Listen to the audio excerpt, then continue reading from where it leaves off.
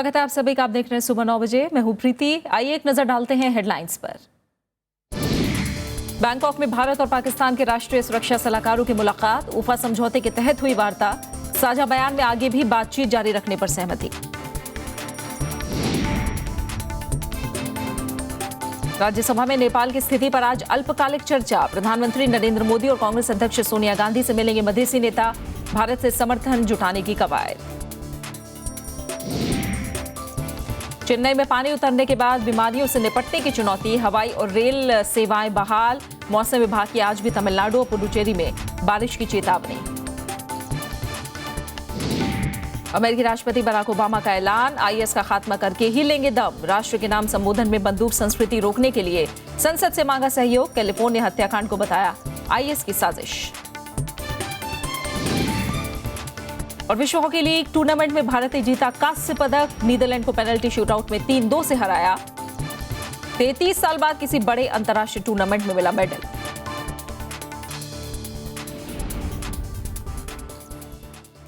भारत और पाकिस्तान ने सकारात्मक संबंधों को आगे बढ़ाने पर सहमति जताई है। राष्ट्रीय सुरक्षा सलाहकार अजीत डोभाल और पाकिस्तान के राष्ट्रीय सुरक्षा सलाहकार नसीर खान जाजुआ के बीच कल बैंकॉक में हुई बातचीत में सहमति बनी। 4 घंटे की इस मुलाकात में शांति, सुरक्षा, आतंकवाद समेत जम्मू कश्मीर और नियंत्रण रेखा पर सद्भावपूर्ण माहौल बनाने पर चर्चा हुई। इस दौरान दोनों देशों के विदेश सचिव भी मौजूद थे। वार्ता के बाद साझा बयान जारी करके कहा गया, भारत और पाकिस्तान के प्रधानमंत्रियों के बीच पेरिस में हुई मुलाकात को आगे बढ़ाते हुए एनएसए स्तर की वार्ता हुई है। प्रधानमंत्री नरेंद्र मोदी ने कुछ ही दिन पहले पेरिस में नवाज शरीफ से मुलाकात की थी। केंद्र में नई सरकार के आने के बाद पहली बार दोनों देशों के बीच एनएसए स्तर की बातचीत हुई है। इससे पहले इसी साल भारत और पाकिस्तान के बीच एनएसए स्तरीय वार्ता रद्द कर दी गई थी। दोनों पक्षों के बीच बैठक के एजेंडे पर सहमति नहीं बन पाई थी। इस बैठक ने विदेश मंत्री सुषमा स्वराज की अगले हफ्ते इस्लामाबाद यात्रा का भी मार्ग प्रशस्त किया है। यहां वो अफगानिस्तान पर एक बहुपक्षीय सम्मेलन में शिरकत करने वाली हैं।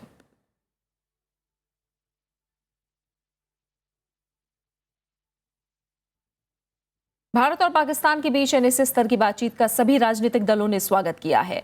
हालांकि कांग्रेस नेता मनीष तिवारी ने भारत और पाकिस्तान के राष्ट्रीय सुरक्षा सलाहकारों की गोपनीय मुलाकात को बहुत बड़ा धोखा करार दिया है। वहीं कांग्रेस प्रवक्ता रणदीप सुरजेवाला ने कहा कि भारत और पाकिस्तान के बीच कई एनएसए वार्ता ज्यादा उत्साह पैदा नहीं करती, क्योंकि मोदी सरकार के सत्ता में आने के बाद से ढुलमुल रवैया अपनाया गया है। तो वाम दलों ने भी वार्ता बहाली को अच्छा कदम बताया है। ब्रेकिंग न्यूज़ है कि भाई हमने बहुत बड़ा काम किया। काम तो अब करते रहेंगे, वर्क इन प्रोग्रेस है। डिप्लोमेसी अक्सर एक वर्क इन प्रोग्रेस होता है, उसका फाइनल अचीवमेंट ग्राउंड जीरो पर होगा जब अटैक्स इंकर्शंस कम होंगे। It is a good beginning and let us see how this process is going to be continued by external affairs ministry as well as by the government. Foreign secretary level talks नहीं हुए थे और उसके बाद NSA talks नहीं हुए थे, वो सारे विषय सबके सामने हैं। तो अब ये हुई है तो ये एक आगे बढ़ने की बात होती है। राज्यसभा में आज नेपाल के हालात और भारत नेपाल संबंधों की स्थिति पर अल्पकालिक चर्चा भी होगी। जेडीयू सांसद पवन कुमार वर्मा, कांग्रेस सांसद रेणुका चौधरी, जेडीयू सांसद केसी त्यागी और हरिवंश चर्चा की शुरुआत करेंगे। पवन कुमार वर्मा ने 3 दिसंबर को राज्यसभा में इस मुद्दे की तरफ विदेश मंत्री का ध्यान दिलाया था। इसके बाद विदेश मंत्री सुषमा स्वराज ने इससे जुड़ा विवरण सभा पटल पर रखा था। सदस्यों के सुझाव और उस पर सदन और मंत्री के सहमत होने पर उपसभापति के ध्यानाकर्षण को अल्पकालिक चर्चा के रूप में परिवर्तित करके आज के लिए सूचीबद्ध किया गया। मधेसी नेताओं ने कहा है कि नेपाल सरकार उनके आंदोलन को बदनाम करने के लिए जानबूझकर भारत का नाम घसीट रही है। भारत दौरे पर आए मधेसी नेताओं ने अपने आंदोलन को समर्थन जुटाने के मद्देनजर कल विदेश मंत्री सुषमा स्वराज से मुलाकात की। मधेसी नेताओं का प्रधानमंत्री नरेंद्र मोदी और कांग्रेस अध्यक्ष सोनिया गांधी से भी मिलने का कार्यक्रम है। नेपाल में चल रहे आंदोलन के बीच मधेसी नेता रविवार को दिल्ली पहुंचे। दिल्ली में उन्होंने विदेश मंत्री सुषमा स्वराज से बात की और अनुरोध किया कि भारत कूटनीतिक तरीके से नेपाल सरकार को उनकी मांगों को मानने के लिए जोर डाले। भारत अपना कूटनीतिक प्रयास के माध्यम से वहाँ के जो मानवाधिकार का उल्लंघन है उसे रोकने का प्रयास करें और सभी जनताओं को समान अधिकार मिले। पिछले 2.5 महीने से आंदोलन में लगे नेपाल के प्रमुख मधेशी दलों के नेताओं ने भारत के विपक्षी दलों के नेताओं से भी मुलाकात की। उन्होंने कांग्रेस नेता कर्ण सिंह, जेडीयू नेता शरद यादव और एनसीपी नेता डीपी त्रिपाठी से मिलकर इन शंकाओं को भी दूर करने की कोशिश की कि उन्हें भारत सरकार की तरफ से शह मिल रही है। वहाँ के लोग सीमा को अवरोध करके रखा है, जिससे नेपाल में समस्या पैदा हुआ है। तो समस्या तो हमने पैदा किया है ना, इसमें भारत का कहीं कोई नाम लेना भी गुनाह है। भारत तो मधेश में आंदोलन रहा, उसका जो सुरक्षा की बात है उसको लेकर के स्वाभाविक है कि भारतीय जो ट्रांसपोर्टर है वो जाने में हिचकिचा रहे हैं। भारतीय नेताओं से बातचीत में मधेशी नेताओं ने साफ कर दिया कि मांगे माने जाने तक वो अपना आंदोलन जारी रखेंगे।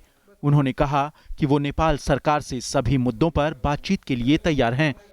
तराई मधेश को, उस भूभाग को जो 2007 में समझौता हुआ था कि इसको अलग राज्य का दर्जा दिया जाएगा, वो अलग राज्य का दर्जा उसे मिलनी चाहिए। उनकी भाषाओं को जो है संविधान में मान्यता होनी चाहिए। उन्हें जो है सिटीजनशिप का राइट्स होनी चाहिए। भारत में नेपाल के आंदोलन को लेकर काफी चिंता है, खासकर आवश्यक सामग्रियों की आपूर्ति रुकने की वजहों को लेकर जो आरोप प्रत्यारोप चल रहे हैं, लोग उसकी हकीकत जानना चाहते हैं। आज इस मुद्दे पर राज्यसभा में भी चर्चा होगी। अखिलेश सुमन, राज्यसभा टीवी।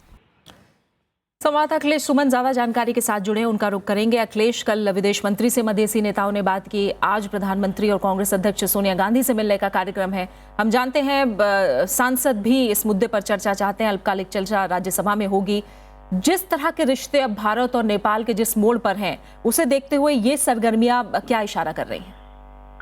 देखिए प्रीति, इसका साफ मतलब ये है कि मधेसी नेता दो तरीके से चल रहे हैं। एक तो कि वे भारत सरकार से चाहते हैं कि भारत सरकार अपने राजनयिक प्रभाव का उपयोग करे, अंतर्राष्ट्रीय प्रभाव का उपयोग करे, ताकि नेपाल की जो सरकार है वह सरकार खास करके नागरिकता, डिलिमिटेशन ऑफ कंस्टिट्यूएंसी और डिलिमिटेशन और डिवीजन ऑफ स्टेट्स, ये 3 ऐसे बड़े मुद्दे हैं जिसपे मधेसी काफी चिंतित है और वे समझते हैं कि उन्हें छला गया है।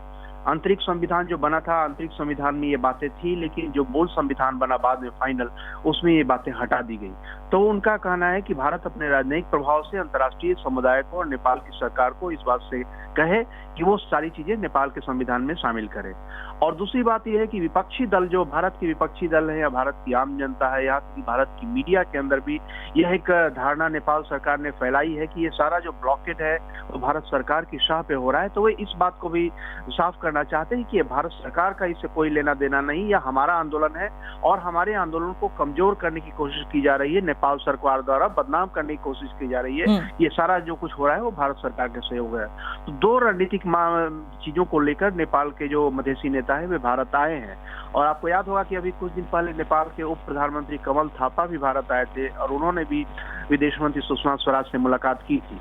तो संभावना इस बात की है कि जो कमल थापा ने कुछ कहा होगा कि कितनी समय सीमा हम चाहते हैं कि नेपाल के मधेसी नेता दें, उसके बारे में सुषमा स्वराज ने बात की है मधेसी नेताओं से। लेकिन जो मधेसी नेताओं का अभी तक रुख है, वे अपनी बात पर अड़े हुए हैं और वे नहीं चाहते कि कोई सरकार को, नेपाल सरकार को कोई समय दिया जाए ताकि आंदोलन टूट जाए और उसके बाद फिर वे अपनी मनमानी करें।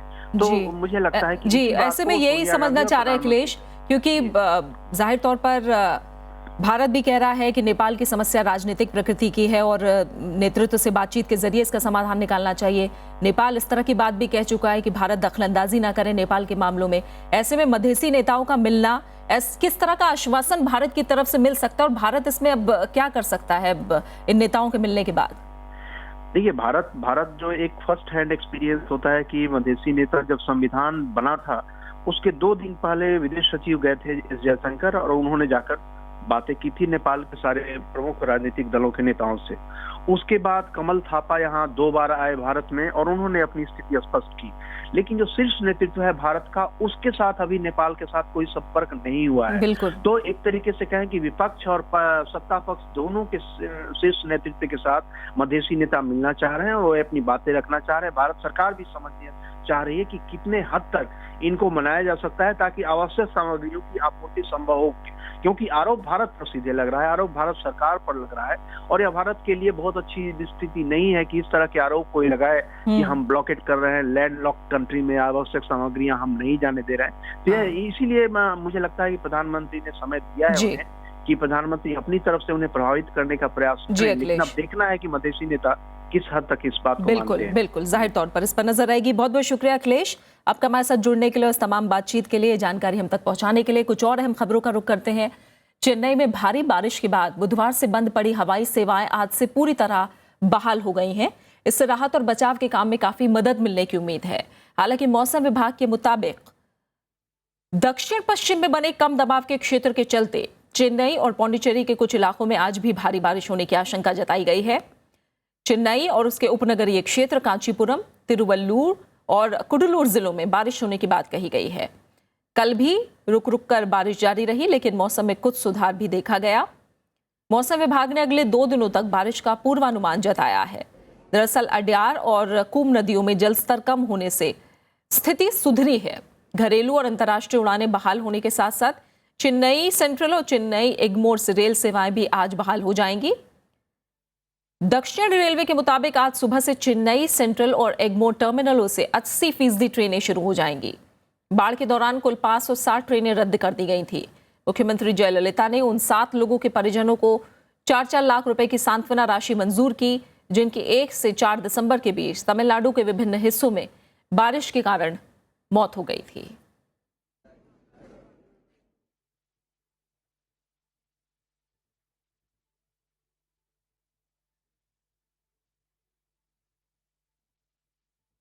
हमारे साथ वरिष्ठ पत्रकार चेन्नई से जुड़ी हैं जयश्री हमारे साथ मौजूद हैं, उनका रुख करेंगे। जयश्री शुक्रिया एक बार फिर राज्यसभा टीवी के साथ जुड़ने के लिए।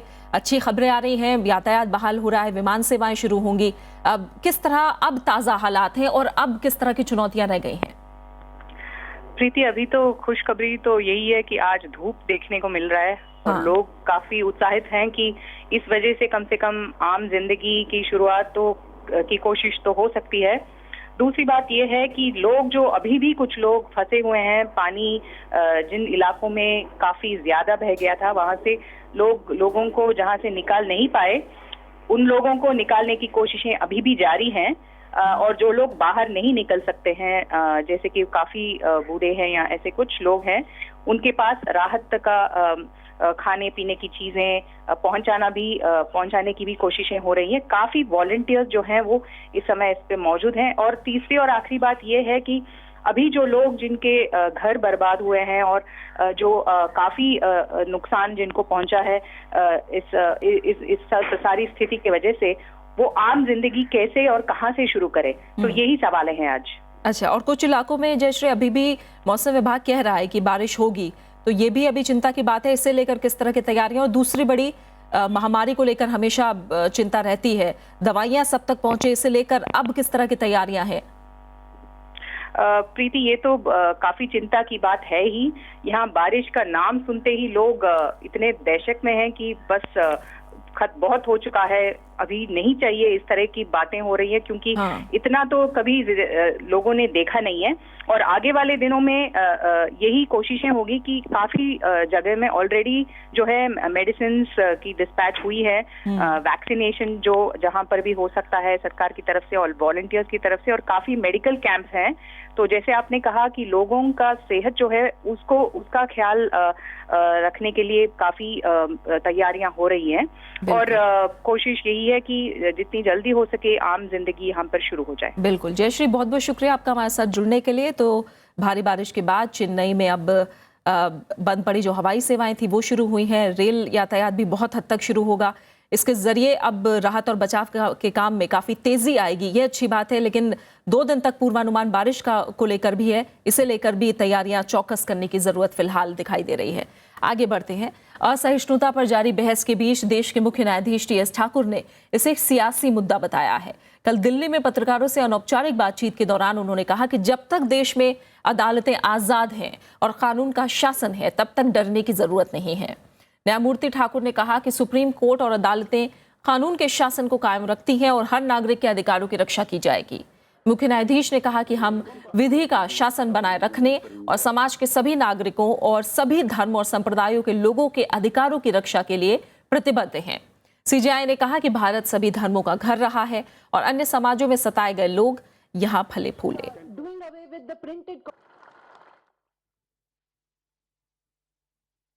प्रदूषण कम करने के लिए कारों को नंबर के हिसाब से चलाने के दिल्ली सरकार के फैसले को अब सुप्रीम कोर्ट के मुख्य न्यायाधीश टीएस ठाकुर का समर्थन मिल गया है। इस बीच दिल्ली सरकार ने गाड़ी चलने के दिन तय कर दिए हैं, जिसके मुताबिक सोमवार, बुधवार और शुक्रवार को 1, 3, 5, 7 और 9 नंबर वाली गाड़ियां चलेंगी, जबकि बाकी दिन 2, 4, 6, 8 और 0 नंबर वाली गाड़ियों को चलने की अनुमति होगी।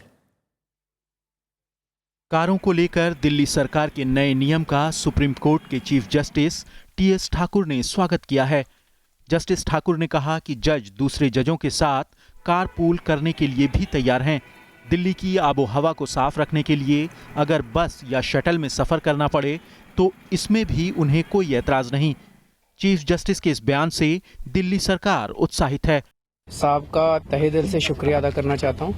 उन्होंने जो सपोर्ट किया इसको, उसका हम सब लोग स्वागत करते हैं। उनका ये सपोर्ट हमारे लिए और पूरी दिल्ली सरकार के लिए और पूरे दिल्ली वासियों के लिए ये बहुत बड़ा प्रोत्साहन है, बहुत बड़ा इनकरेजमेंट है हम लोगों के लिए। और अगर सुप्रीम कोर्ट के जजेस कार पूलिंग करेंगे तो वो पूरे मतलब हजारों लाखों लोगों के लिए वो प्रेरणादायक होगा। बीते शुक्रवार को केजरीवाल कैबिनेट ने फैसला किया था कि 2, 4, 6, 8 और 0 नंबर वाली गाड़ियां पहले दिन और 1, 3, 5, 7 और 9 नंबर की गाड़ियां दूसरे दिन चलेंगी। यानी पहले दिन सम संख्या वाली और दूसरे दिन विषम संख्या वाली गाड़ियां चलेंगी। इस नियम पर अलग अलग प्रतिक्रिया आ रही है। राजनीतिक दल इस फैसले की व्यवहारिकता पर सवाल उठा रहे हैं। सुप्रीम कोर्ट के किसी जज का ऐसा बयान मुझे नहीं लगता है बहुत चीफ जस्टिस का बहुत सार्थक है। देखिए, चीफ जस्टिस को तब बयान देने चाहिए जब उनके पास कोई गुहार लेके जाए। चीफ जस्टिस की व्यक्तिगत राय ना कोर्ट की राय होती है, ना कानून की राय होती है, ना किसी संगठन या संस्था की राय होती है, ये उनकी व्यक्तिगत राय होती है। हालांकि ये नियम सार्वजनिक परिवहन पर लागू नहीं किया जाएगा। दिल्ली सरकार इसे 1 जनवरी से लागू करने की बात तो कह रही है, साथ ही उसका ये भी मानना है कि अगर लोगों को परेशानी होती है तो इस फैसले को वापस भी लिया जा सकता है। रविंद्र सिंह श्योरान, राज्यसभा टीवी। फिलहाल एक छोटा सा ब्रेक और ब्रेक के बाद देखेंगे कोटला टेस्ट में जीत से 8 विकेट दूर टीम इंडिया।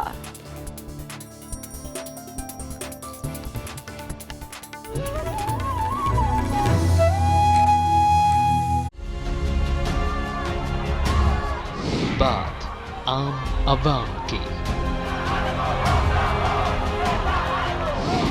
जीवन संग्राम की, दुनिया जहान की, जो करती है आप पर असर। हम बनाते हैं उसको खबर। नमस्कार, राज्यसभा टीवी में आपका स्वागत है। देखिए RS टीवी विशेष सिर्फ राज्यसभा टीवी पर।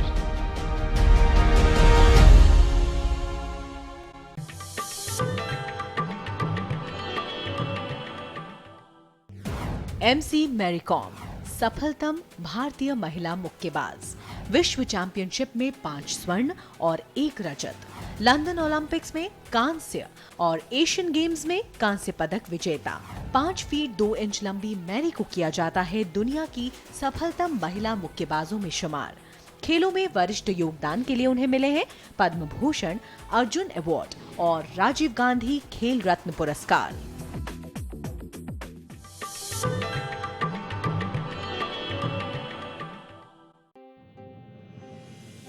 एक बुनियादी सवाल ये उठता है कि हम अपने संविधान में अपने आप को किस किस्म की सरकार देने जा रहे हैं। किसी भी संविधान में उसके नागरिकों का बुनियादी हक सबसे अहम मुद्दा होता है। मेरे रहते संविधान से आरक्षण नहीं हटने वाला। एग्जीक्यूटिव, जुडिशियरी और लेजिस्लेचर के तिगड़े को किसी एक सर्वशक्तिमान कैबिनेट की जकड़ से बाहर रखें। जमींदारी की जिन्होंने ये रियासतें देश के साथ विद्रोह के एवज में पाई है, वो आजकल जस्ट कंपेंसेशन चाहती। हिंदी ही हमारी राष्ट्रभाषा होगी जब तक प्रांतों को आप कुछ जिम्मेदारी देंगे नहीं। सूबे जिम्मेदारी लेना सीखेंगे कैसे? किसी भी आईन में सब बातें लिखी नहीं जा सकती।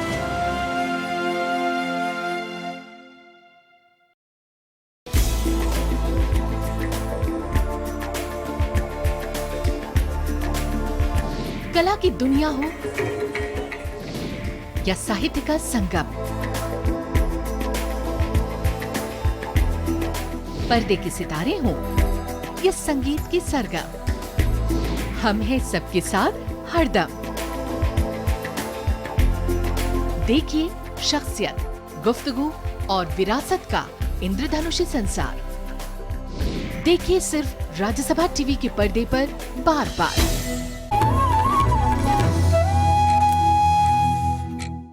महाराष्ट्र, मध्य प्रदेश और असम विधानसभा के शीतकालीन सत्र का आज से आगाज हो रहा है। महाराष्ट्र के नागपुर में शुरू हो रहे सत्र में इस बार विपक्ष महंगाई और सूखे का मुद्दा जोर शोर से उठाने की तैयारी में है। राज्य में मराठवाड़ा और विदर्भ भयानक सूखे की चपेट में है। सरकार अब तक 15,747 गांवों को सूखाग्रस्त घोषित कर चुकी है। वहीं मध्य प्रदेश में भी शीतकालीन सत्र की शुरुआत हो रही है। 12 दिनों के सत्र में सूखे का मुद्दा छाए रहने की संभावना है। वहीं राज्य के बड़वानी में आंखों के ऑपरेशन में हुई लापरवाही पर विपक्ष सरकार को घेरने की तैयारी में है।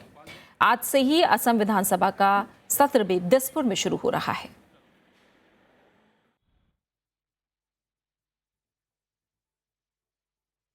पश्चिम बंगाल के दार्जिलिंग से सेना के एक जवान को पाकिस्तान के लिए जासूसी करने के आरोप में गिरफ्तार किया गया है। रक्षा मंत्रालय के मुताबिक जम्मू और कश्मीर लाइट इन्फेंट्री के राइफलमैन फरीद खान को सेना ने कुछ दिन पहले हिरासत में लिया था। सेना के मुताबिक उसके पास से कुछ संदिग्ध दस्तावेज मिले थे। फरीद पर पाकिस्तान की खुफिया एजेंसी ISI के लिए जासूसी करने का आरोप है। फरीद को रविवार को पुलिस को सौंप दिया गया। फरीद खान उर्फ सर्जन बीते कुछ हफ्तों से पश्चिम बंगाल के सिलीगुड़ी में तैनात था। दिल्ली पुलिस सूत्र के मुताबिक वो 2014 में ISI एजेंट कैफतुल्ला के संपर्क में आया था। इससे पहले दिल्ली पुलिस ने सीमा सुरक्षा बल के हेड कांस्टेबल अब्दुल रशीद और लाइब्रेरी सहायक कैफतुल्ला खान उर्फ मास्टर राजा को जासूसी के आरोप में गिरफ्तार किया था। कैफतुल्ला को 26 नवंबर को दिल्ली से और अब्दुल रशीद को जम्मू और कश्मीर के राजौरी से पकड़ा गया था। इससे पहले कोलकाता से STF ने 14 नवंबर को ISI के 6 संदिग्धों को गिरफ्तार किया था।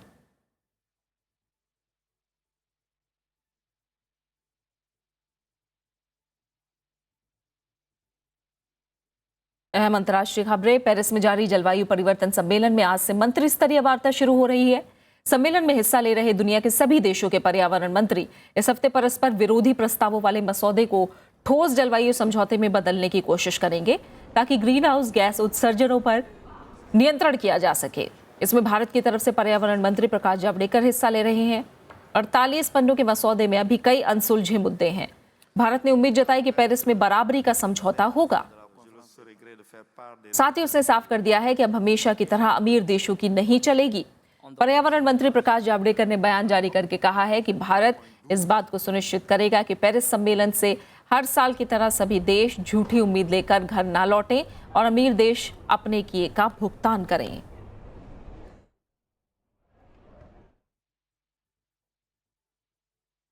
अमेरिका के राष्ट्रपति बराक ओबामा ने कहा है कि वो IS और इसके जैसे दूसरे आतंकी संगठनों को खत्म करके ही दम लेंगे।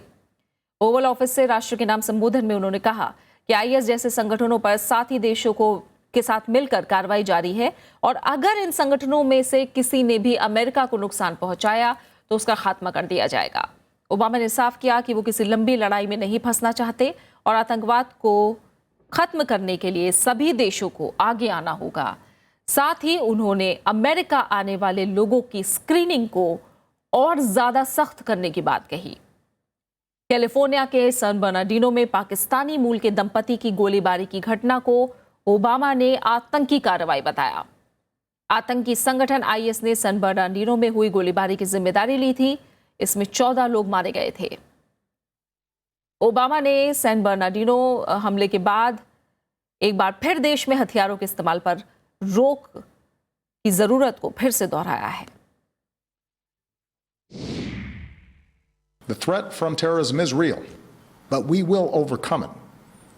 We will destroy ISIL and any other organization that tries to harm us. First, our military will continue to hunt down terrorist plotters in any country where it is necessary. In Iraq and Syria, airstrikes are taking out ISIL leaders, heavy weapons, oil tankers, infrastructure. And since the attacks in Paris, our closest allies, including France, Germany, and the United Kingdom, have ramped up their contributions to our military campaign, which will help us accelerate our effort to destroy ISIL. और अब खेल की खबरों पर एक नजर। भारत ने world hockey league finals tournament में कांस्य पदक जीता है।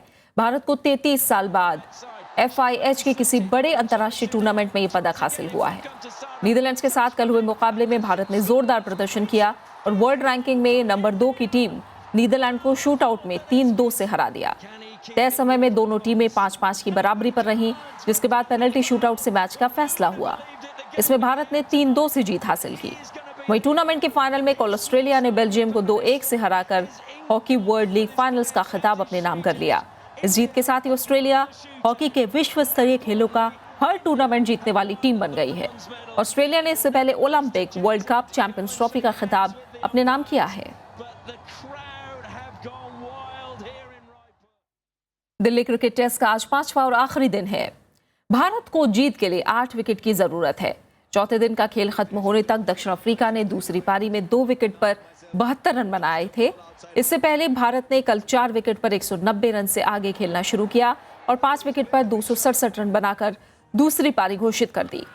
पहली पारी के आधार पर 213 रन की बढ़त के बाद भारत ने दक्षिण अफ्रीका को 481 रनों का लक्ष्य दिया।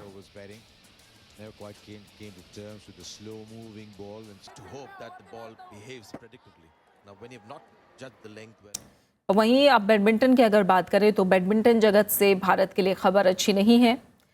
किदाम्बी श्रीकांत, जो कि आखिरी उम्मीद थे भारत की इस टूर्नामेंट में, वो इंडोनेशिया मास्टर्स बैडमिंटन टूर्नामेंट का सिंगल्स का खिताब जीतने से चूक गए और उन्हें फाइनल मुकाबले में हार का सामना करना पड़ा। इंडोनेशिया के टॉमी सुग्रियातो ने श्रीकांत को 17-21, 21-13 और 24-22 से हराकर खिताब अपने नाम कर लिया।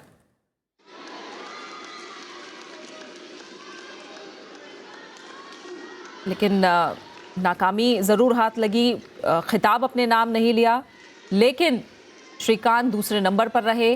ये ज़रूर भारत के लिए राहत भरी खबर है। फाइनल मुकाबला वो नहीं जीत पाए, लेकिन उप विजेता इस टूर्नामेंट के रहे हैं। और इससे पहले महिला वर्ग की बात करें तो PV सिंधु, जो स्टार खिलाड़ी हैं भारत की, वो पिछली बार इंडोनेशिया मास्टर्स बैडमिंटन टूर्नामेंट का खिताब जीतने से चूक गए, लेकिन पिछली बार वो भारत की तरफ से विजेता थी। इस बार PV सिंधु उतना अच्छा प्रदर्शन नहीं कर पाई और दूसरे दौर में ही बाहर हो गई। किदाम्बी श्रीकांत भारत की उम्मीद ज़रूर बचे हुए थे। एक मायूसी ज़रूर आई जब वो फाइनल्स का खिताब नहीं जीत पाए, लेकिन उप विजेता रहे हैं। ये बड़ी कामयाबी किदाम्बी के लिए है और हाल में ही किदाम्बी श्रीकांत शीर्ष 8 में पहुंचने में कामयाब रहे हैं।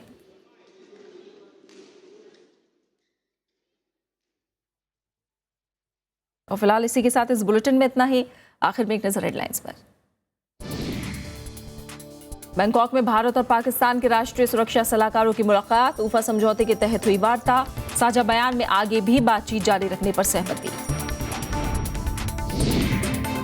राज्यसभा में नेपाल की स्थिति पर आज अल्पकालिक चर्चा, प्रधानमंत्री नरेंद्र मोदी और कांग्रेस अध्यक्ष सोनिया गांधी से मिलेंगे मधेसी नेता, भारत से समर्थन जुटाने की कवायद।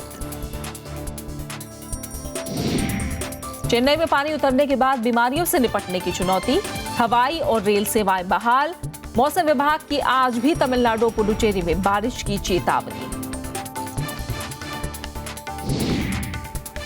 अमेरिकी राष्ट्रपति बराक ओबामा का ऐलान, IS का खात्मा करके ही लेंगे दम, राष्ट्र के नाम संबोधन में बंदूक संस्कृति रोकने के लिए संसद से मांगा सहयोग, कैलिफोर्निया हत्याकांड को बताया IS की साजिश।